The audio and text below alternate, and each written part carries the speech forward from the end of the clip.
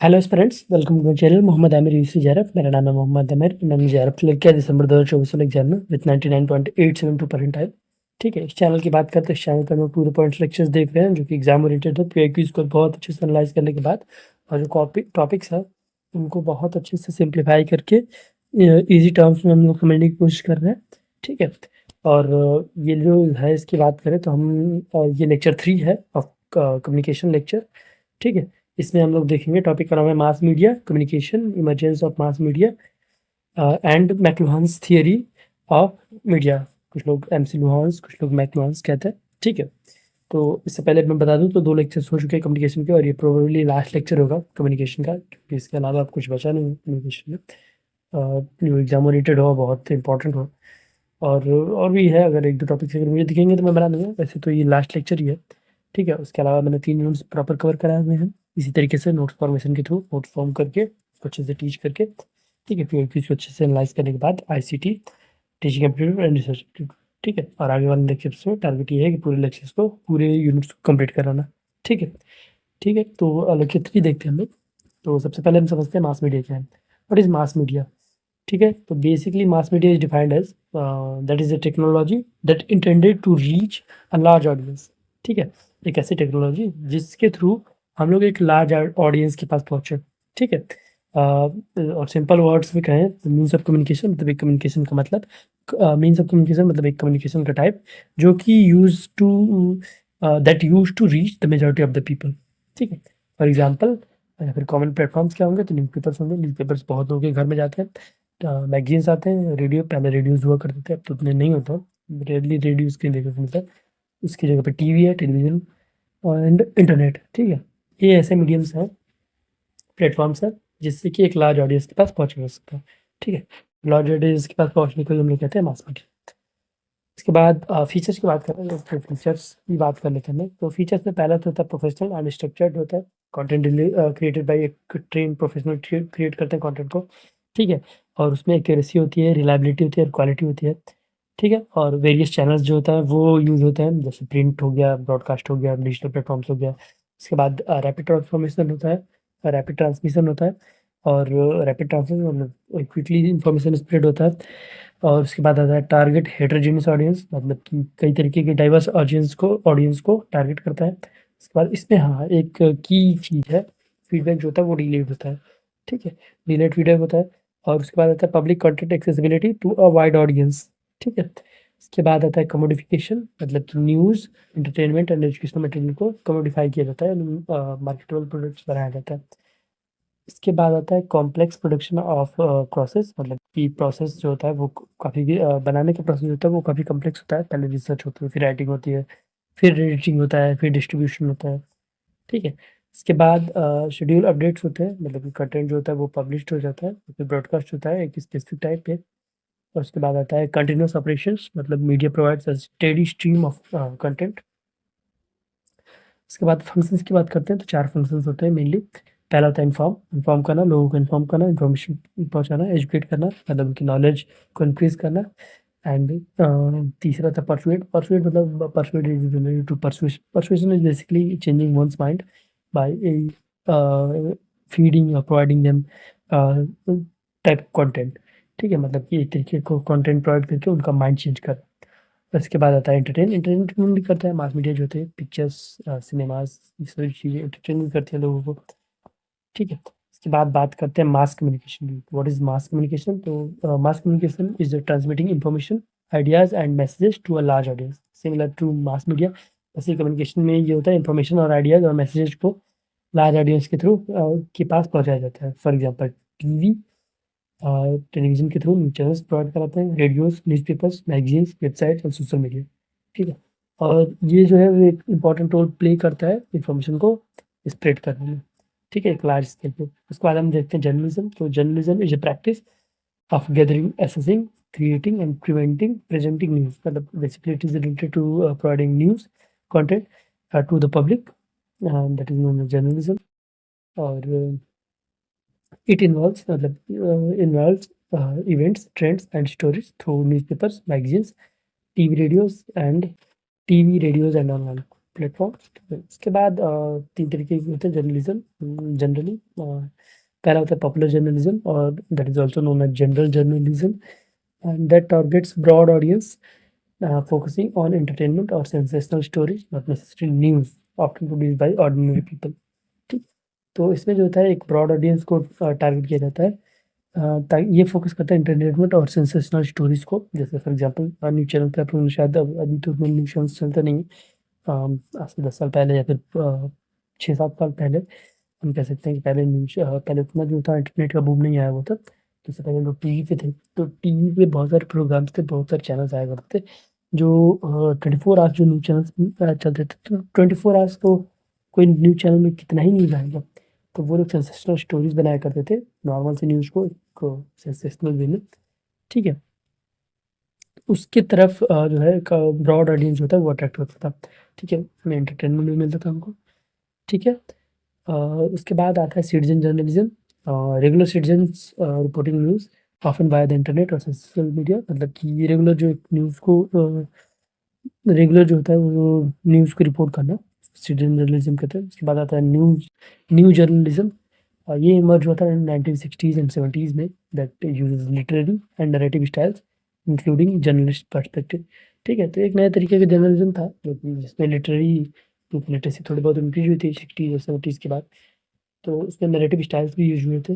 Direct आपको news बता नहीं दे सकता, एक जर्नलिस्ट का अपना पर्सपेक्टिव हुआ करता था, जिसके हिसाब से वो लोग नरेट करते थे न्यूज़ को, उस हिसाब से थोड़ा सा इंटेलेक्चुअल काइंड ऑफ ये जर्नलिज्म था, अभी भी चलता है न्यूज़ जर्नलिज्म। उसके बाद इमरजेंस की बात करते हैं, मास मीडिया के इमरजेंस। तो ये driven by technology involution and social change, जैसे जैसे टेक्नोलॉजी इन्वॉल्व हुआ और सोशल चेंजेस आए तो मास मीडिया एक अलग तरीके से इमर्ज हुआ। सबसे पहले स्टार्टिंग में प्रिंट मीडिया था, जो न्यूज़पेपर, मैगजीन, बुक्स, जर्नल्स। ये एक तरीके का लीनियर इन्फॉर्मेशन डिसेमिनेशन था, मतलब कि एक तरीके का इन्फॉर्मेशन हो गया, वन वे कम्युनिकेशन हुआ करता था इसमें प्रिंट मीडिया में। ठीक है, उसके बाद आया था ब्रॉडकास्टिंग मीडिया, थोड़ा बहुत टाइम के बाद प्रिंट मीडिया जो कि 15th सेंचुरी में स्टार्ट हुई थी, जब प्रिंटर वगैरह स्टार्ट हुए थे, ओपन हुए थे, मतलब डिस्कवर हुए थे प्रिंटर वगैरह, उसके बाद ही स्टार्ट हो गया था प्रिंट मीडिया। उसके बाद फिर आया ब्रॉडकास्टिंग मीडिया, जिसमें रेडियो, टेलीविज़न ये सब आया था। और रेडियो के बारे में एक चीज़ है, क्वेश्चन आया हुआ है कि radio is less expensive and effective for educating non literates. ठीक है, तो ऐसे क्वेश्चन आए हुए हैं। इसके बाद बात आती है न्यू मीडिया की, क्योंकि फ़िलहाल की मीडिया से, जिसमें इंटरेक्टिव वेबसाइट्स हैं, वर्चुअल रियलिटी है, वीआर है, ऑगमेंटेड रियलिटीज़ हो गया, मोबाइल ऐप्स है, ये सारी चीज़ें आई। उसके बाद की बात करें तो emergence of remote communication medium जो होता है वो भी 4 तरीके का होता है। सबसे पहले लेटर्स, जब प्रिंट मीडिया का वो था तब लेटर्स चल रहे थे, primary for of personal, commercial and government correspondence for centuries, अच्छे खासे टाइम तक। और अभी भी ये तो लेटर्स तो अभी भी कम्युनिकेशन के रूप में रहते ही हैं। इंडिया में ही देख लिया जाए तो कई जगह होते हैं जहाँ पे कम्युनिकेट किया जाता है from offline letters, from sending mails, not emails, it is email. तो लेटेस्ट का तो है। उसके बाद फिर आया टेलीग्राफ आया था, जिसको फर्स्ट हाईवे ऑफ इंफॉर्मेशन भी बोला जाता है। क्वेश्चन आया हुआ है, first highway of information telegraph बोला जाता है। ये सेपरेट करता है कम्युनिकेशन को ट्रांसपोर्टेशन से। ठीक है, तो उसके बाद टेलीग्राफ के बाद टेलीफोन आया। टेलीफोन जब आया तो वो अलाउ किया रियल टाइम वॉइस कन्वर्सेशन, वो लॉन्ग डिस्टेंसेज, मतलब अच्छे खासे डिस्टेंस पे लोग हैं, लेटेस्ट तो भेजना है, इसमें बहुत एसिंक्रोनस कम्युनिकेशन होगा। तो फिर टेलीफोन आया तो सिंक्रोनस कम्युनिकेशन में कि रियल टाइम बात कर लिया आपस में। उसके बाद फिर इंटरनेट आया, जो कि लेट 90s में आया। लेट 90s, हाँ लेट 90s में ही आया था, लेट 90s में 90s में आ गया था। तो ये रिवोल्यूशनाइज कर दिया था इंस्टेंट ग्लोबल डिजिटल कम्युनिकेशन को प्रॉपर तरीके से। ठीक है, फिर उसके बाद जो है वो रिमोट कम्युनिकेशन चेंज ही हो गया प्रॉपर। उसके बाद 2 तरीके के मीडिया होते हैं, analogue media and digital media. Analogue media मतलब एक तरीके से समझ लीजिए कि ट्रेडिशनल मीडिया, जिसमें रिकॉर्ड्स और transmission information continuous physical form में हुआ करते थे। फॉर एग्जांपल ऑडियो टेप्स हुआ करते थे, फोटोग्राफिक फिल्म्स हुआ करते थे, ब्रॉडकास्ट टीवी सिग्नल्स हुआ करते थे। इसके बाद आया डिजिटल मीडिया। तो ये रिकॉर्ड करता है, ट्रांसमिट करता है इंफॉर्मेशन को एक बाइनरी कोड में, 0 and 1 में। For example MP3 files, digital photos and streaming videos, और ज़्यादा डिटेल में एनालॉग एंड डिजिटल वाली चीज़ें आपको अंडरस्टैंड करना वैसे तो ये समझ में आ जाती है, लेकिन ज़्यादा डिटेल में समझिए तो आप लोग आईसीटी के लेक्चर्स देख सकते हैं। इसमें मैंने बहुत अच्छे से एनालॉग एंड डिजिटल को बाइफरकेट किया हुआ है। उसके बाद बात करते हैं, एक क्वेश्चन और है important topic kind of, broadcasting, narrowcasting और डेटाकास्टिंग। तो ब्रॉडकास्टिंग मतलब एक ट्रांसमिटिंग करना कंटेंट को एक लार्ज जनरल ऑडियंस को साइमल्टेनियसली, ठीक है। फॉर एग्जांपल नेशनल न्यूज़ और टीवी शो एक तरीके की ब्रॉडकास्टिंग हुआ, लाइव क्रिकेट मैच ब्रॉडकास्टिंग हुआ। उसके बाद आता है नैरोकास्टिंग, नैरो नाम से समझ में आ रहा है, ये टारगेट करता है स्पेसिफिक ऑडियंस को with tailored content, for example cooking channels, local community radio etcetera. वो एक स्पेसिफिक कम्युनिटी के लिए होता है, एक स्पेसिफिक ऑडियंस के लिए होता है। उसके बाद आता है डेटा कास्टिंग। डेटा कास्टिंग मतलब कि इसमें डेटा भी ट्रांसमिट होता है, for example images, text, media और लाइव ऑडियो वीडियो ब्रॉडकास्ट। तो लाइव ऑडियो वीडियो कास्ट वो हो रहा है, लेकिन उसके साथ-साथ डेटा भी ट्रांसमिट हो रहा है, उसको हम डेटा कास्टिंग कहते हैं। फॉर एग्जांपल जब हम लोग क्रिकेट मैच या फिर फुटबॉल मैच देखते हैं, तो क्रिकेट मैच देखते हैं एग्जांपल ले लेते हैं, तो फिर उसमें कई तरीके के आते हैं, जैसे स्पोर्ट्स स्टैटिस्टिक्स आते हैं, जैसे क्या बोलें, पार्टनरशिप का दिखाता है, फिर वैगन व्हील दिखाता है, तो ये सारी चीज़ें जो है वो डेटा कास्टिंग के अंदर में आती हैं। बहुत छोटा-सा टॉपिक है, लेकिन क्वेश्चन्स आए बस एक बार। उसके बाद आता है इमरजेंस ऑफ मास कम्युनिकेशन। हम इसके बारे में बात करें तो सबसे तो इन्फॉर्मेशन है, ठीक है। और modern information technology traditional rotated so information matching print revolution begin. तो इन्फॉर्मेशन इन्फॉर्मेशन ट्रांसफर हुआ कर देते, क्योंकि एक्सेस नहीं इतना ज़्यादा और इन्फॉर्मेशन एक्सचेंज करने का जो था वो बहुत होता है। फिर प्रिंट रिवॉल्यूशन उस टाइम चल रहा था। बाद आया था प्रोटेक्शन एक यारी जो ये चल रहा है करंट है, तो उसमें dominated by digital communication, user generated content, data explosive, globalisation and personalisation, ठीक है।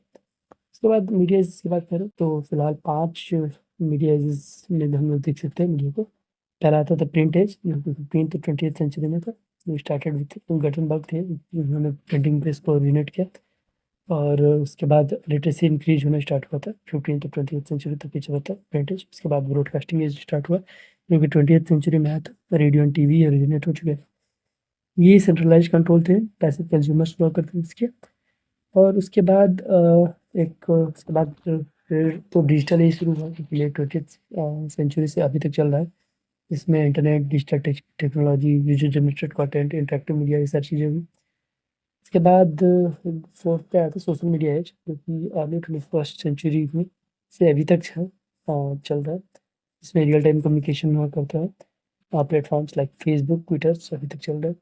उसके बाद पोस्ट डिजिटल एरा, जो कि इमर्जिंग है अभी, इमर्जिंग है, जिसमें virtual reality, augmented realities and artificial intelligence technology जो कि इमर्स हो चुके हैं, and personalised media experiences etcetera. इसके बाद बात करते हैं मैक्लुहान्स या फिर एमसी लुहान्स की थियरी के, मीडिया की थियरी दी थी उन्होंने, ये भी इंपॉर्टेंट है। इसमें एक फेमस फ्रेज था, the medium is the message, ठीक है। तो ये प्राइमरली फोकस करते हैं मीडियम को, मैसेज जो होता है वो मेनली स्टार्ट होता है, और बाकी और मीडिया मैसेज को स्प्रेड करने में, फिर मैसेज को जो भी करना है सब तीन जो होता है मीडियम को मानते थे, ठीक है। दैट्स व्हाई मीडिया एक टर्म है, ठीक है। उन्होंने डिफिनेशन दिया था मीडियम का, मतलब कि कंटेंट को डिलीवर कैसे किया जाए, ठीक है। ये अफेक्ट कर सकता है ह्यूमन एक्सपीरियंस को more than the content itself. और इन्होंने दो तरीके के मीडियाज दिए थे, hot media and cold media. तो हॉट मीडिया, अगर आपको एक ट्रिक बताऊं तो hot media high definition, H hot media high definition, ऐसे याद रखिएगा। मतलब कि ये डिटेल्ड हुआ करता, ऑडियंस का पार्टिसिपेशन था वो बहुत लो हुआ करता था, मतलब कि ऑडियंस को एफर्ट्स कम लगाने पड़ते थे, फिर किस आप ऐसे समझ सकते हैं। For example radio, movies, lectures, print books, ठीक है। उसके बाद है कोल्ड मीडिया, जो कि लो डिफिनेशन होता है। इसमें ऑडियंस का जो पार्टिसिपेशन है वो ज़्यादा चाहिए और इंटरप्रिटेशन ज़्यादा चाहिए, एफर्ट इनको ज़्यादा पड़ेगा। For example television, cartoons, telephone conversation, seminars etcetera, ये हो जाएंगे। उसके बाद आएगा कुछ कॉमन टर्म जो कि मास मीडिया में यूज होते हैं। पहला था प्रोपेगेंडा, कम्युनिकेशन जो यूज करे परसुएशन को, इन्फ्लुएंस करे लोगों के ओपिनियन को, इमोशंस को। उसके बाद आता है सब्लिमिनल कम्युनिकेशन, एक हिडन मैसेज होता है that influence people subconsciously without their awareness. बहुत सारी चीज़ें होती हैं, जैसे एक मैसेज हम प्रोवाइड करा रहे हैं और उसने एक हिडन एजेंडा अपना प्रोवाइड करा दिए, सबकॉन्शियसली वो फीड हो रहा है इंसान को और पता भी नहीं चला। इसके बाद आता है कंडेंसेशनल सिंबल, मतलब एक तरीके का वर्ड या phrase that is strong emotional और वेल विश्ड रिएक्शन।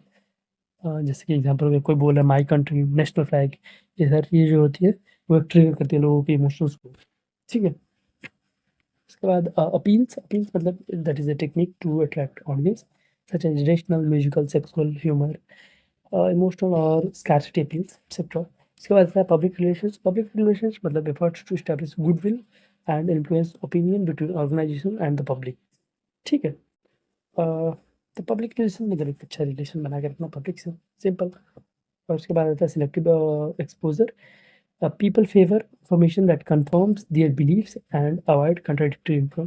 ठीक है। तो एक सिलेक्टिव एक्सपोजर होता ही है, पीपल जो होते हैं वो फेवर करते हैं इन्फॉर्मेशन को जो कि कंफर्म करता है उनकी बिलीफ को, जिस तरीके का उनका थॉट प्रोसेस है, जिस तरीके का उनका बिलीफ सिस्टम है, तो वो फेवर करते हैं। That is between mass and belief, जो तरीके का ऑडियंस और जो मैसेज है, जो कंटेंट प्रोवाइड कर रहे हैं उनके बीच का अकॉर्डिंग्स करते हैं। उसके बाद आता है gate keeping. Gate keeping is the filtering information before decision.